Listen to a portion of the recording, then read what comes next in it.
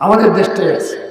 নামমাত্র নেয়, কিছু টিসিবি দেয়, বিজিএফ দেয়, বৃদ্ধ ভাতা দেয়, কিন্তু অধিকাংশই তা পয়সার বিনিময়ে এই ইউনিয়ন কাউন্সিল থেকে বিক্রি হয়। যে পাওয়ার সে পায় না, পায় আত্মীয়, পায় চেয়ারম্যানের ভোটার বা সরকারি দলের লোক।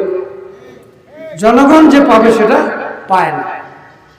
জেলা পরিষদ, উপজেলা পরিষদ, ইউনিয়ন পরিষদ দিয়ে আরো কত লোক আছে, সবাই বেতন দিচ্ছে রাষ্ট্র, মানে জনগণের টাকা নিয়ে তাদের বেতন দেওয়া হচ্ছে।